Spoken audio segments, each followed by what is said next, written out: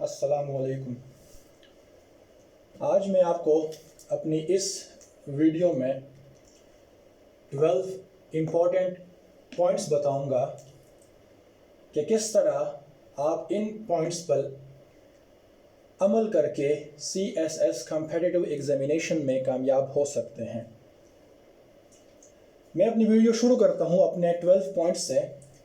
तो सबसे पहला पॉइंट जो है, आपको इस कॉम्पिटिटिव एग्जामिनेशन में कामयाबी के लिए जिस पर अमल करना होगा वो है कंप्लीट इंफॉर्मेशन।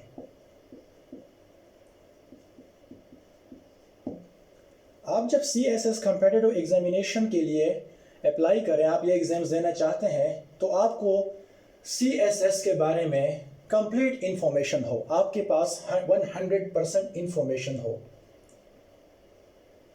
आपको CSS के बारे में पता हो कि इसके लिए कितनी एज चाहिए, क्या डोमिसाइल होना चाहिए, क्या क्वालिफिकेशंस होनी चाहिए, आप कैसे अप्लाई कर सकते हैं, किस तरह अप्लाई करेंगे, कौन से सब्जेक्ट्स ऑप्शनल हैं, कौन से सब्जेक्ट्स कंपलसरी हैं, इन तमाम उसूलों, एग्जाम्स आपने किस तरह देने हैं, कहाँ पर देने हैं, ये तमाम बातें जो हैं वो आपको मालूम हो।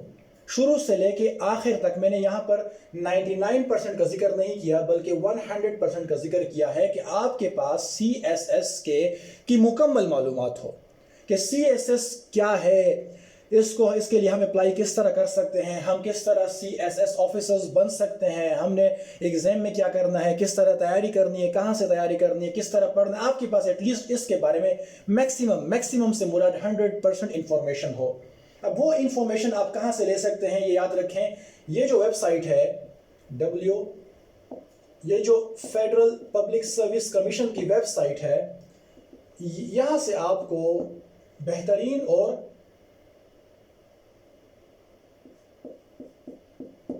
मालूमात मिलेंगी, जो कि FPSC की जो ऑफिशियल वेबसाइट है। आप यहाँ से तमाम मालूमात, तमाम नॉलेज, तमाम इंफॉर्मेशन ले सकते हैं। ये याद रखें कि जो CSS की जो एक्यूरेट इंफॉर्मेशन है वो आपको यहीं से मिलेगी। ये नॉलेज, ये इंफॉर्मेशन 100% करेक्ट होंगी। यहाँ से आपको रूल्स एंड रेगुलेशंस के बारे में पता चलेगा, एग्जाम्स के बारे में पता चलेगा। आपको वो तमाम मालूमात जो आप चाहते हैं कि आपको मालूम हो, वो आपको यहाँ से मालूमात मिल जाएंगी। दूसरी बात यह है CSS कॉम्पिटिटिव एग्जामिनेशन में कामयाबी के लिए कि आपको मालूम हो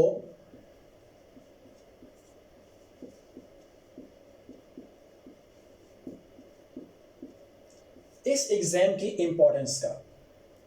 आप इस एग्जाम की इंपॉर्टेंस का आपको पता हो कि आप CSS ऑफिसर बनने के बाद आपकी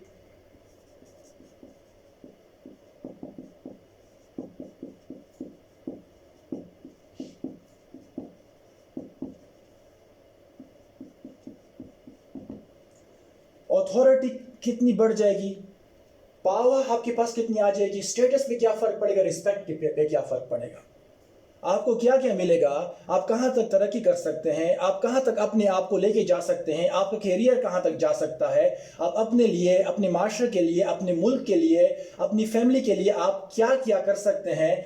जब आपको ये तमाम इंपॉर्टेंस का पता होगा, तब आप मेहनत कर पाएंगे, तब आपके लिए ये एग्जामिनेशन की जो वो है जो ये एग्जामिनेशन की जो तैयारी है वो आप आसानी से कर पाएंगे। आपके लिए जो सब्जेक्ट्स जो टफ आपको नजर आएंगे वो आप उनकी तैयारी बेहतर तरीके से कर सकेंगे। आपको पता हो कि CSS जो है वो पाकिस्तान का सबसे मुश्किल तरीन एग्जाम है। इसकी जो कॉम्पिटिटिव एग्जामिनेशन है वो पाकिस्तान का सबसे बेस्ट और सबसे बेहतरीन एग्जामिनेशन है, तो ये आपको मालूम हो। तीसरा पॉइंट जो बहुत ही अहम है, ये आपको पता हो कि आपने CSS जब आप एग्जाम जब आप देंगे तो आपने कहाँ से हेल्प लेनी है। आपको CSS के बारे में जो है आपको बहुत से सवालात होंगे आपके अंदर। पेपर्स के लिए, पेपर्स किस तरह बनते हैं, पेपर्स किस तरह हमने अटेम्प्ट करने हैं, कौन से पेपर्स मुश्किल होते हैं, हमने कौन से पेपर सेलेक्ट करने हैं। तो ये याद रखें कि CSS आपको वही लोग आपकी बेहतरीन हेल्प कर सकेंगे जो इस फील्ड से गुजर चुके हैं। जो इस एग्जाम में कामयाब हो चुके हैं, जो लोग सक्सेसफुल हैं, जो सीएसएस ऑफिसर्स हैं, जो आपकी फैमिली में होंगे, आपके फ्रेंड्स की फैमिलीज में होंगे, तो आप उनसे मुलाकात करें, उनसे मालूम करें पेपर्स के बारे में, सीएसएस के बारे में कि इसको हम किस तरह पास कर सकते हैं, ये इस एग्जाम्स के लिए कौन कौन सी चीज़ें ज़रूरी हैं कि हम वो करें जिनसे हम आसानी के साथ ये एग्ज़ाम या जिस तरह भी हो हम ये एग्ज़ाम पास कर सकें। अब एक दूसरी बात है कि आपको ऐसे लोग अगर ना मिले, फैमिली में ना हो कोई सीएसएस ऑफिसर्स या उनके पास इतना टाइम ना हो, सबसे बेहतरीन तरीका यह है कि आप जो है वो इंटरनेट से फ़ायदा उठाएं। फॉर एग्जांपल आप यूट्यूब जाएं, यूट्यूब में ऐसे बहुत से लोगों के इंटरव्यूज हैं जिन्होंने बताया है कि सीएसएस हम किस तरह कर सकते हैं। सीएसएस ऑफिसर्स जो हैं, पुलिस ऑफिसर्स जो हैं, कमिश्नर्स हैं, जिन्होंने टॉप किया हुआ, इवन जिन्होंने सीएसएस टॉप किया है, उनके इंटरव्यूज भी वहां पे मौजूद हैं। तो आप उनको जरा सुने, उनको जरा देखें, उन पर अमल करने की कोशिश करें, क्योंकि जो लोग इस फील्ड से गुजर चुके हैं वो सबसे बेहतर आपकी रहनुमाई कर सकेंगे। जिन लोगों ने सीएसएस किया हुआ है, ऐसे लोग हैं जो पूरे पाकिस्तान में फर्स्ट आए हैं।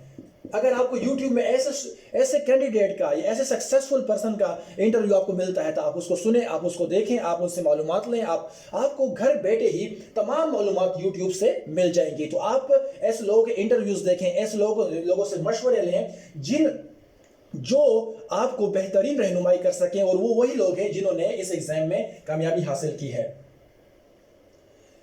चौथा जो इंपॉर्टेंट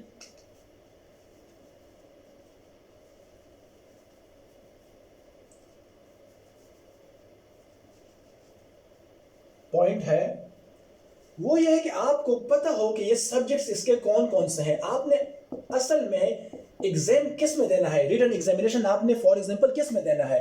आपको पता हो कि आपकी कंपलसरी सब्जेक्ट्स कौन से हैं, ये आपको मालूम हो पहले से, और आपके ऑप्शनल सब्जेक्ट्स कौन से हैं। जब आपको ये मालूम हो जाएगा, फिर ऑप्शनल सब्जेक्ट्स को चूज करना ये बहुत बड़ा काम है। आप ऐसे सब्जेक्ट्स को चूज करें जिनमें आप कामयाब हो सकें। इसकी जो सिलेक्शन है वो बहुत जरूरी है, वो आपने सोच समझ कर करनी है। ऐसा ना हो कि आप सिलेक्शन ऐसे सब्जेक्ट का करें जिसमें फिर आप परेशान हो जाए। तो सिलेक्शन जो है 45 सब्जेक्ट्स में आपने जो है 600 मार्क्स के सब्जेक्ट सेलेक्ट करने हैं। तो ये एक मुश्किल काम है। तो जरूर सिलेक्शन के बारे में अपने जो बड़ों से रहनुमाई लें, अपने टीचर्स से रहनुमाई लें, अपने दोस्तों से रहनुमाई लें, उन लोगों से जिन्होंने इस एग्जाम में वो कामयाब हो चुके हैं। ये आपके लिए बहुत जरूरी है कि आपको ये मालूम हो कि इंग्लिश ऐसे में कितना टफ है। जनरल नॉलेज आप कहां से गेन करेंगे, आप कहां से हेल्प लेंगे। आपने अगर सब्जेक्ट्स की तैयारी भी करनी तो कहां से करनी है। आप इंटरनेट से करते हैं, आपने इंटरनेट से करनी है, आपने किसी अच्छी सी एकेडमी जाना है, वो जरूरी है आपके लिए। आपने बुक्स लेनी है, कौन सी बुक्स आप लें जिनसे आप कामयाब हो सकें। तो ये सब्जेक्ट्स के बारे में आपने जरूर रिसर्च करनी है। जो पांचवा जो इंपॉर्टेंट पॉइंट है वो है आपकी जो इंग्लिश है वो स्ट्रांग हो। इंग्लिश जरूरी है, क्योंकि जो इसका जो पेपर है इंग्लिश ऐसे का वो बहुत ही ज्यादा टफ है। उसको पास करना आसान काम नहीं है। आपकी इंग्लिश शुरू से, और इंग्लिश आप एक दिन में नहीं वो कर सकते, स्ट्रॉन्ग कर सकते ना एक महीने में। इसके लिए साल चाहिए, बल्कि इसके लिए आपकी बेसिक जो है शुरू ही से आपने मेहनत की हो, मैट्रिक में, एफए में, एफएससी में, या बीए में, बैचलर्स में, मास्टर्स में, तो आपकी इंग्लिश इंतहाई स्ट्रॉन्ग हो। आपको सही बोलना आता हो, आपको सही लिखना आता हो, आपको सही समझना आता हो, आपके अंदर लिखने की ताकत बेहतरीन हो, तो इंग्लिश आपकी जो है वो स्ट्रॉन्ग हो। और इसके लिए आप एकेडमी से भी हेल्प ले सकते हैं, आप अच्छे इंग्लिश टीचर से भी हेल्प ले सकते हैं, उनसे आप जरूर हेल्प लें। छठे नंबर पे एक बहुत इंपॉर्टेंट बात है, एक्यूरेट नॉलेज होनी चाहिए आपके पास। इससे मेरी यह मुराद है कि आपको यह पता हो कि यही रूल्स हैं सीएसएस के। ऐसा ना हो कि आप ऑप्शनल सब्जेक्ट्स को गलत सेलेक्ट कर लें, फॉर्म ही गलत आप फिल कर दें तो आपका फॉर्म रिजेक्ट हो जाए, आप अपनी डोमिसाइल ही गलत लिख दें, आप अपनी एजुकेशनल क्वालिफिकेशन गलत लिख दें। आपने किस तरह अप्लाई करनी है सीएसएस एग्जाम्स के लिए, आपके सब्जेक्ट्स कौन कौन से हैं और किस तरह होने चाहिए, आपकी एज कैसी, आपके पास सीएसएस का एक्यूरेट सही नॉलेज हो, जो कि आपको फेडरल पब्लिक सर्विस कमीशन की ऑफिशियल वेबसाइट से मिलेगा। तो आपने इसको जरूर देखना है। दूसरी बात यह है, आप किसी गवर्नमेंट ऑफिसर हैं और आपकी एज फॉर एग्जांपल 31 है, और आपको सीएसएस के रूल्स के मुताबिक, मुझे सही नहीं पता लेकिन रूल्स के मुताबिक वो आपको एज रिलैक्सेशन दे रहे हैं जितना भी वो उनके रूल्स के मुताबिक है, तो वो तो 30 ईयर से आम लोगों के लिए, और आपकी जो एज वो 31 है, और आप इस बेस पे आपको पता ना हो और आप फिर CSS एग्जाम ना दें क्योंकि आप समझते हो कि वो तो 30 ईयर से, हालांकि आप गवर्नमेंट ऑफिसर हैं, तो आप गवर्नमेंट सर्वेंट हैं, तो आपको जो है 31 ईयर्स में आपके लिए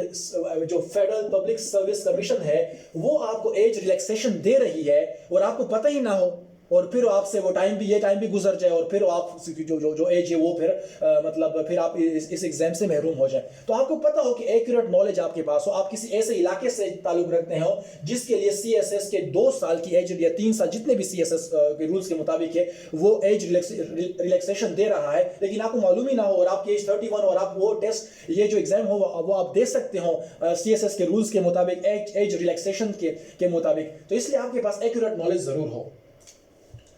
एक बहुत ही बेहतरीन जो है CSS में कामयाबी के लिए, CSS की जो एग्जाम्स हैं उनकी तैयारी के लिए बहुत ही ज़बरदस्त, जो कि फेडरल पब्लिक सर्विस कमीशन की वेबसाइट से भी आपको मिल जाएगा, वो जो 7 मेरा पॉइंट है वो है पास्ट पेपर्स। जो पास्ट पेपर्स है वो बहुत ज़रूरी हैं, आपको पता चल जाएगा कि टोटल कितने मार्क्स आएंगे, टोटल कितने क्वेश्चंस होंगे, उसमें से आपने कितने करने हैं। फॉर एग्जाम्पल 8 क्वेश्चंस है, उसमें से आपने कितने क्वेश्चंस करने हैं, टोटल 5 हैं या 6 जितने भी क्वेश्चंस हैं, इसमें जो है आपके पास चॉइस है कि नहीं, आपने मतलब कितने क्वेश्चंस की चॉइस है, पेपर्स किस तरह बनते हैं, पेपर्स में कैसे सवालात आते हैं, किस टॉपिक के मुताबिक आते हैं, किस लेवल के मुताबिक आते हैं, तो आपके पता हो कि ये सवाल कितने टफ होते हैं। फॉर एग्जाम्पल इंग्लिश ऐसे का वो है, अब आपको पता ही नहीं कि ऐसे किस तरह आते हैं, आप पास्ट पेपर्स को देखें, जितने ज्यादा past papers, maximum past papers को आप देखें। अब फॉर एग्जांपल आप चाहते हैं कि आप पॉलिटिकल साइंस या इंटरनेशनल रिलेशंस में एक सब्जेक्ट लेना चाहते हैं और आप कंफ्यूज हैं, तो आप इस तरह के पास्ट पेपर्स देख लें कि वो पेपर्स किस तरह क्वेश्चंस कर रहे हैं, फिर आप उसमें फिर आप अंदाजा लगाएं कि आपको कौन सा मतलब वो सूट कर रहा है, इससे आप हेल्प ले सकते हैं। पास्ट पेपर्स आप जरूर देखें ताकि आपको इससे मैक्सिमम आपको हेल्प मिल सके। जो 8 नंबर पॉइंट है मेरा वो ये है कि चूंकि ये एक मुश्किल टेस्ट है, बहुत मुश्किल तरीन टेस्ट है, इसमें 16,000 फॉर एग्जांपल अप्लाई कैंडिडेट्स आते हैं, पेयर होते हैं 20,000 15, लेकिन उसमें से सिर्फ चंद 100 ही पास, 300 400 450 350 ही पास कर लेते हैं, तो एक इंतहाई मुश्किल टेस्ट है, इसमें इंतहाई कॉम्पिटेंट कैंडिडेट्स आ जाते हैं और बड़ा सख्त मुकाबला है। सख्त मुकाबले के लिए आपके लिए एक चीज़ ज़रूरी है कि आपने इसकी प्रिपरेशन जो है स्टार्ट करनी है एज सुन एज पॉसिबल, जितना जल्दी हो सके आप शुरू कर लें। फॉर एग्जाम्पल आप FA आपने कर लिया है तो आप तैयारी कर लें, इससे बैचलर्स में दाखिला भी ले लें, ऑप्शनल सब्जेक्ट्स को देख लें, उसके मुताबिक अपने जो है BA में फॉर एग्जाम्पल अपने सब्जेक्ट सेलेक्ट कर लें, फिर उसके बाद आप तैयारी शुरू कर दें अपनी इंग्लिश के ऊपर, ऐसे के ऊपर। CSS के लिए फॉर एग्जाम्पल आप बैचलर्स के लिए डेली 1 घंटा पढ़ते हैं तो CSS को ज़रा टाइम दो, उसके लिए स्पेशल टाइम निकालें, 3-4 घंटे या 2 घंटे आप CSS के लिए मतलब निकालें और उसके लिए पढ़ें। जो ही आप बैचलर्स करेंगे तो आपकी तैयारी कुछ ना कुछ हो चुकी होगी, फिर आप मजीद मेहनत करें, मजीद इसके लिए टाइम निकालें, एकेडमीज ज्वाइन करें। तो मेरा मकसद यह है कि अगर आप मैट्रिक के बाद तैयारी शुरू करते हैं और सही तैयारी शुरू करते हैं और जल्द अज जल्द तैयारी शुरू करते हैं, आपके लिए उतना ही फ़ायदा होगा। जितना जल्दी आप प्रिपरेशन करेंगे, जितना जल्दी आप तैयारी शुरू करेंगे, उतना ही आपके लिए ये अच्छा होगा। दूसरा जो 9 पॉइंट है, आप जो है वो हार्ड वर्किंग हो, क्योंकि देखें ये एक ऐसा एग्जाम है जिसके लिए आपको मेहनत चाहिए, जिसके लिए कभी आपको जो आखिरी 6 महीने हैं, जब आपका फॉर एग्जांपल एग्जाम 6 महीनों बाद हो रहा है, तो आपको 7 से लेके 8 घंटे भी शायद पढ़ना पड़े, या शायद आपको 12 घंटे भी पढ़ना पड़े, या हो सकता है 15 तक भी आप चले जाए, क्योंकि बहुत मुश्किल एग्जाम है, सारा दिन आपको पढ़ना पड़ता है। तो आप मेहनत कर सके, आपके अंदर जो वो है एनर्जी हो इतनी हो, और उसको आपने बनाने के लिए आपने शुरू ही से अपने आप को पढ़ने का आदी बनाना है। आपने मैट्रिक ही से ज़्यादा पढ़ने की जो है ताकत अपने अंदर पैदा करनी है। आपने कम से कम रेगुलर पढ़ना है, याद रखें रेगुलर पढ़ना है, डेली पढ़ना है, ज़्यादा पढ़ना है, और आपकी जो एजुकेशन हो वो जो है क्वालिटी के लिहाज से बेहतरीन हो, ताकि आपकी तवज्जो भी बेहतरीन हो।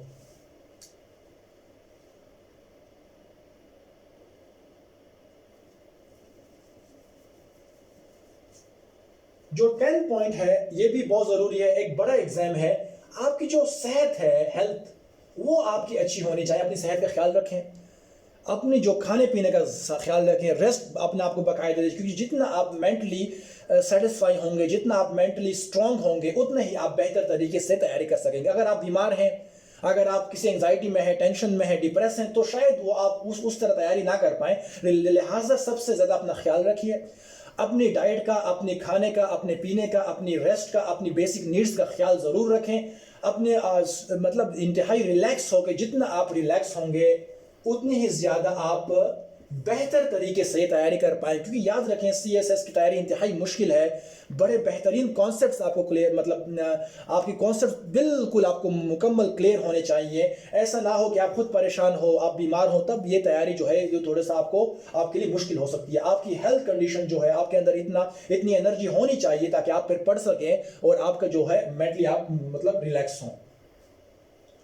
11 पे जो वो है, आपके कॉन्सेप्ट्स हमेशा क्लियर होने चाहिए। आपने रट्टे नहीं मारना, बल्कि आपने कॉन्सेप्ट्स क्लियर करना है। आपके अंदर क्रिएटिविटी हो, आप चीज़ों को जितना जल्द समझ सकें, समझने की कोशिश करें, उसके ऊपर सोचने की कोशिश करें। फॉर एग्जांपल, एक टॉपिक है पाकिस्तान, तो इसको हर जगह से आपने कवर करना है। आपको पता हो पाकिस्तान की डेमोक्रेसी, पाकिस्तान की गवर्नमेंट, पाकिस्तान की मतलब हर तमाम लिहाज से आपकी मालूमात हो, आपको कॉन्सेप्ट क्लियर हो। क्योंकि कभी कभी ऐसा मुश्किल सवाल आ जाता है, तो अगर आपका कॉन्सेप्ट मुकम्मल तौर पर क्लियर है तो फिर आप ज़रूर इस पर आप फिर अच्छा वो कर सकेंगे, मतलब पेपर अटेम्प्ट कर सकेंगे। अब जो है आपको ये पता हो कि CSS ने आपको 3 चांसेस रखे हुए हैं। अगर आप फर्स्ट चांस में फेल होते तो सेकंड में फेल होते तो थर्ड, 3 के बाद आपके पास कोई चांस नहीं होता। क्योंकि ये 12 में ये है कि आपने हिम्मत नहीं हारनी। अगर आप फर्स्ट अटेम्प्ट पे फेल हो जाएं तो आपने हिम्मत नहीं हारनी, आपने इससे ज़्यादा सेकंड अटेम्प्ट में और मेहनत करनी है। अगर इसमें भी आप फेल हो जाए तो आपने थर्ड अटेम्प्ट में मज़ीद मेहनत करनी है। और अक्सर कैंडिडेट्स इसमें भी पास हो जाते हैं, कोई इसमें हो जाता है, कोई इसमें हो जाता है। लेकिन याद रखें, CSS कॉम्पिटिटिव एग्जामिनेशन की मैनेजमेंट को पता है कि फर्स्ट अटेम्प्ट में क्लियर करना कोई इतना आसान नहीं, क्योंकि उसमें तो आपकी नॉलेज में इजाफा हो जाता है, आपका एक्सपीरियंस हो जाता है। यहाँ पर आपका एक्सपीरियंस सही तरीके से हो जाता है। तो आप सेकंड अटेम्प्ट में मजीद आप एक्सपीरियंस गेन करते हैं। थर्ड अटेम्प्ट में आप मुकम्मल तैयारी के साथ और इंतहाई जज्बे के साथ और इंतहाई मेहनत के साथ आप फिर इरादा करें और फिर आए। आपने हिम्मत नहीं हारनी। अगर फर्स्ट अटेम्प्ट पे आपका रिजल्ट जो भी आए, रिजल्ट आपका चाहे जिस तरह भी आए, आपने हिम्मत नहीं हारनी है। चाहे आप 100% फेल हो जाए, आपने सेकंड अटेम्प्ट में फिर मेहनत करनी है। अब यहाँ पर भी आपका रिजल्ट इंतहाई 0% आता है, फॉर एग्जाम्पल में मिसाल बिल्कुल आपका 0 आता है, तब भी आप थर्ड अटेम्प्ट में तैयारी करके आ जाएं। क्योंकि ये ज़रूरी नहीं है कि आप फर्स्ट 2 में आप बुरी तरह फेल हुए तो आप थर्ड में भी फेल होंगे। आपके पास काबिलियत है, आपके पास मेहनत है, आपके पास डिग्री है, आपके पास क्वालिफिकेशन है, आपके पास जज्बा है, तो फिर जो है फिर आप थर्ड अटेम्प्ट में इंतहाई मेहनत के साथ आएँ। लेकिन ये बात याद रखें कि विदाउट प्रिपरेशन जो है, अगर आपके पास फॉर एग्जाम्पल आपकी उम्र 25 साल है और आपके पास सिर्फ एक अटेम्प्ट रह गया, तो ज़रा मेहनत करें। 1, 2, 3 साल अपने आप को मेहनत दें, आप इसको ऊपर मेहनत करें ताकि आप फिर इसको क्लियर कर सकें। क्योंकि थर्ड अटेम्प्ट के बाद फिर आपके पास कोई ऑप्शन नहीं बचती। उम्मीद है कि आपको ये वीडियो पसंद आएगी। अपना ख्याल रखिएगा। अस्सलाम वालेकुम।